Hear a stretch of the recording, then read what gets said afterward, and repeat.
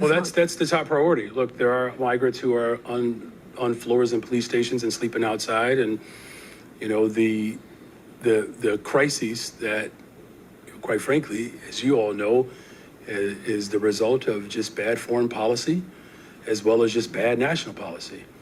And as I said repeatedly, I'll say it again, that we called for the federal government to ease the sanctions on Venezuela. They did it. Hey y'all, welcome back. It is Nicole, the news lady.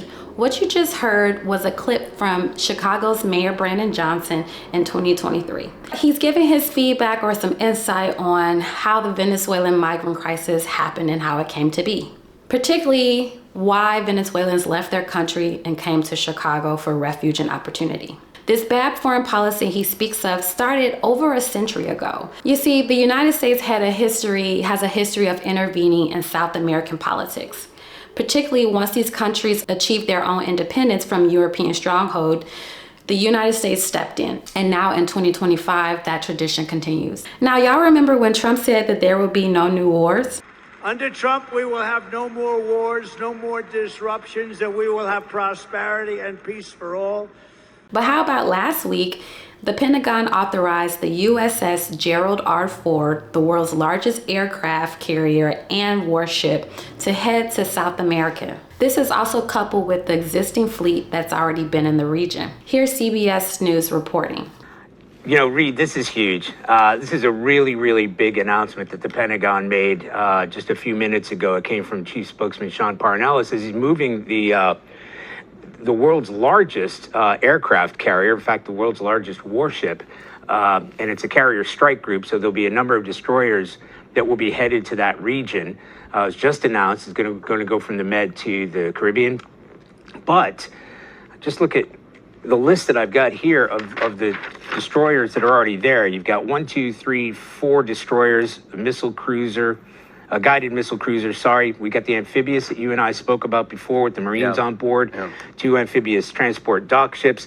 So I'm on to the Navy trying to get an idea of whether or not they're going to bulk that up or whether they're going to be rotating some of those destroyers out with the idea that the Ford goes in there. But we have to frame this. This is putting a carrier into that neighborhood, that area of responsibility with against the stated mission, which is drug interdiction, is absolutely unheard of, aside from unprecedented. Now, though this level of military intimidation is unprecedented, the United States meddling in Latin American business is certainly not. Now, I want you to grab your pen and paper. It's time for a brief history lesson. So going back to 1903, when the United States aided Panama's secession from Colombia that made way for the Panama Canal, to the 1930s when the U.S. had military interventions in Nicaragua, Haiti, and the Dominican Republic. This demonstrates that the United States has had its hand in regime changes. They backed these coups and military overthrows for such a long time. Now let's take Venezuela. Venezuela has the world's largest oil reserves,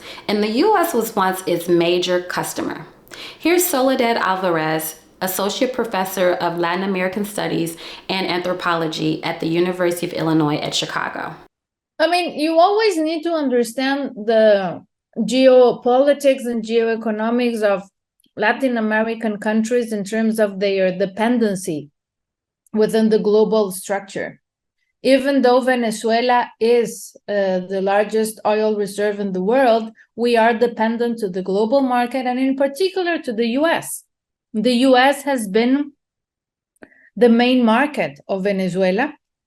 With up until Chavez, Venezuela has had in its history right-winded government that they align themselves to the U.S. policies in terms of what they have to implement, the model of neoliberalism and structural adjustment, privatization of public assets, privatization of public enterprises, etc. When Chavez comes, what he does is he tries to shift this policy. He tries to close the brutal gap of inequality inside Venezuela.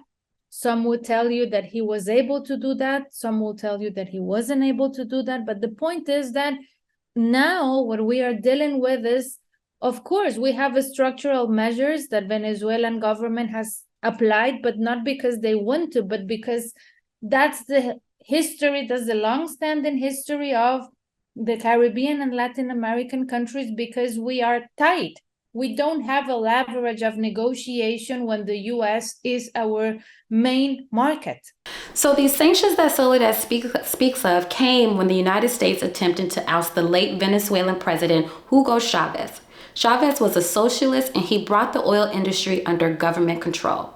This locked out private and international investors. This also caused tension within and outside the country. Chavez also buddied up with public enemy number one at the time, Fidel Castro in Cuba. Lastly, before Hugo came into office, the United States and Venezuela had a tight military relationship, but that all ended, and then Chavez actually signed up an arms deal with Russia. Ultimately, Venezuela started moving in a direction that the United States didn't like, and they had to say something. In 2013, Nicolas Maduro, a socialist, succeeded Chavez and became the president of Venezuela. And it wasn't until 2017 when the United States initiated its first set of economic sanctions against Venezuela.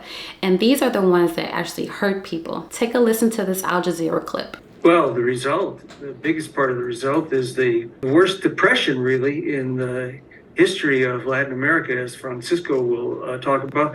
But I think also these sanctions are a form of economic warfare, and they mainly target the civilian population. And that's why they have an impact that's similar to actual wars. And a lot of people know this. You know, Representative Jim McGovern, who was the chair of the House Rules Committee when the Democrats had the House, he wrote a letter to President Biden, and he asked him to get rid of these sanctions on Venezuela. And he said that the sanctions that they had were indiscriminate, and he said purposely so. So he explained how it was, as he said, the Venezuelan officials were not the ones who were suffering, but the people, and that was actually he explained how that was the purpose of the sanctions. And that is the purpose, I think, and it's illegal under treaties that we've signed, and it's terribly wrong. Now, 11 years later, Maduro is still the president, despite a 2024 election that said his opponent actually won, according to an Associated Press report. And so now the United States is up to its own antics. This past August, they offered up a $50 million bounty or reward on Maduro's arrest for corruption and drug trafficking. They now claim he is responsible for trafficking drugs throughout the Caribbean and into the United States. This brings us to why the Trump administration has bombed small Venezuelan fishing boats and vessels, allegedly carrying drugs. However, some experts say that Trump's drug accusations are outdated, and Venezuela doesn't have the infrastructure to support major drug cartels. You don't buy the drugs theory at all, clearly, judging from this interview. Do you think many people do? I think what Donald Trump's doing with this whole drugs narrative is leaning into the kind of discussions about drugs from the 1970s, the idea that cocaine is lucrative and expensive, the notion of a drug cartel. Drug cartels don't exist. What we have in Venezuela is disorganized crime and institutionalized predation. We can't talk about drug cartels in Venezuela. This is a structure that simply doesn't exist. What they want is Maduro out, and should the United States be successful in removing him from office, though it is not likely, it will cause further instability in the country. It's also not clear, and we likely doubt it, that the United States plans to create or even think about stabilization plans should there be a transition of power with a new president. This could ultimately further drive more Venezuelans out of the country into the bordering nations and even making their way up here to the United States. So this episode is called Imperial Chickens Coming Home to Roost, and this is exactly what I mean. There are consequences for actions. Historical military interventions, economic sanctions have driven people from their home countries. We've seen that. And they've been bused from the Texas border to sleeping on police district floors here in Chicago. So where do we go from here? Again, an American push to oust Venezuelan leadership is not anything new, but waging a war is. And not even Nicolas Maduro wants that. Not war, not war. Just peace, just peace.